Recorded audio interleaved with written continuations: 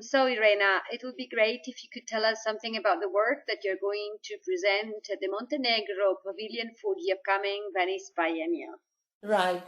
The Montenegro Pavilion, for the Montenegro Pavilion, I'm presenting a selection of 4 works. It consists of 3 spatial installations and 1 artistic intervention in the catalog of the exhibition.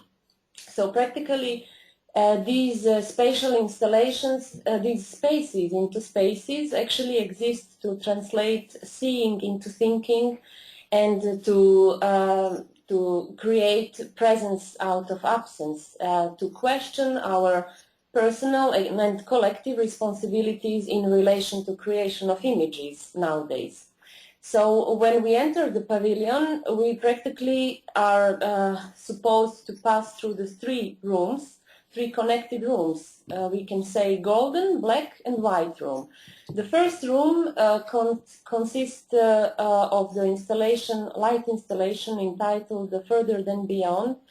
And the material that constructs this work is actually very thin cotton thread, multiplied to the dimensions of innumerable numbers of these horizontally tensed lines, which relate to string theory in science, or to non-Euclidean geometry, or to theory of parallel lines. And these 2 geometrical volumes, which are tensed between the space of the 2 walls of the rooms, are actually enlit from the above, from 2 sources of light. So when you enter, you do not perceive that it actually must involve your engagement in the work. But after you start moving inside the room, you perceive that certain optical phenomena of appearance of the goldening of this material is actually following your movement. So you perceive that there is the materiality of the work is actually something immaterial. It's golden aspect.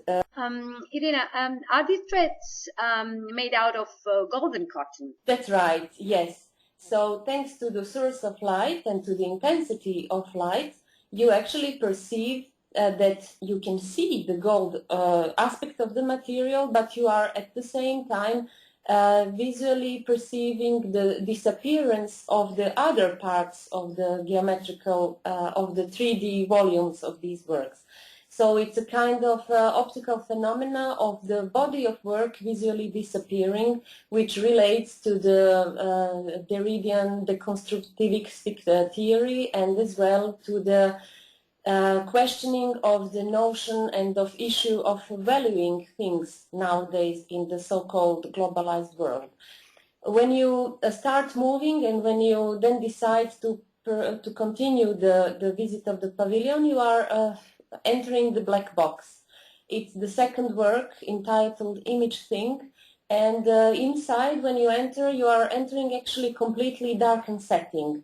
You are entering a dark space without apparent light, but depending on your time and on your movement that you are spending inside the work, your eyes are starting to adapt to the situation and to the very reduced light situation, that you start to perceive thousands and innumerable light sources. And then you start also to perceive that you are walking on the floor, which is made out of mirrors, framed mirrors, so that you in a moment understand that you can also mirror your body in the space which you are perceiving, which as an image is an interactive image creating an appearance of a universe, of a night star universe, which actually we are not normally belonging to physically.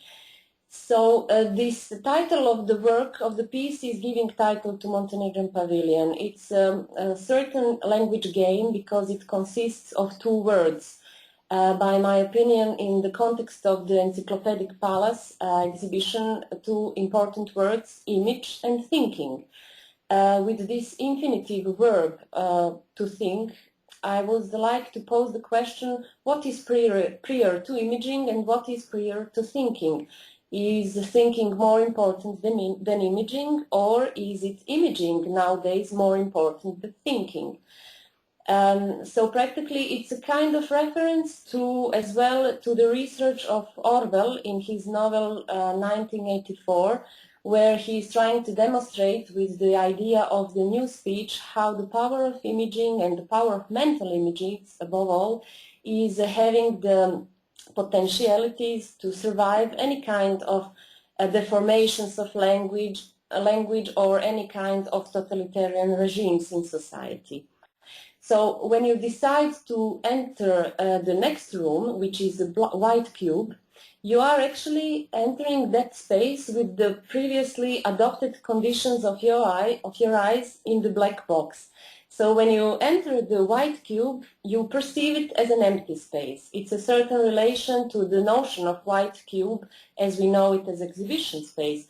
But more you are staying inside of it, and after the closer inspection, you actually notice that it's not an empty space, that it's constructed out of the hand-drawn canvases, completely filled with the very small and thousands, hundreds of innumerable human-like pictograms, which are all rotating around their vertical position in the space.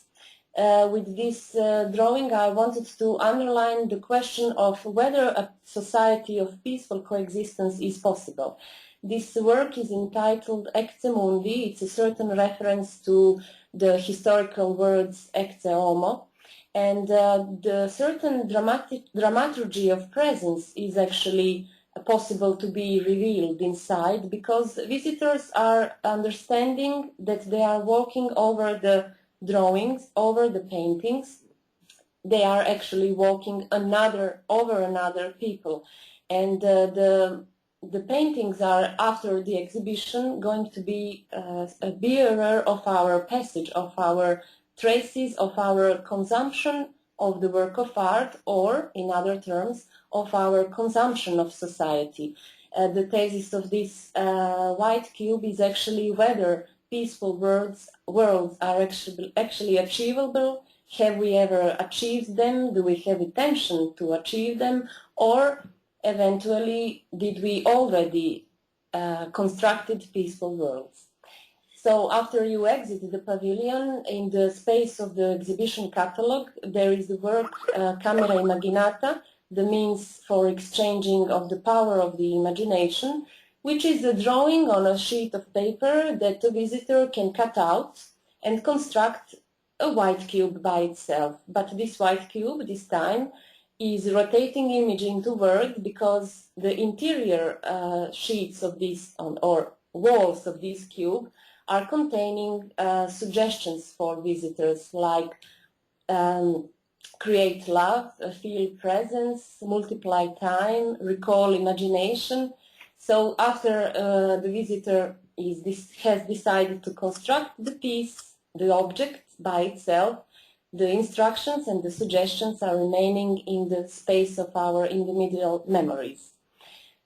One important aspect also to underline is how actually the title Image Thing and how actually the idea of the peaceful coexistence in my work came about.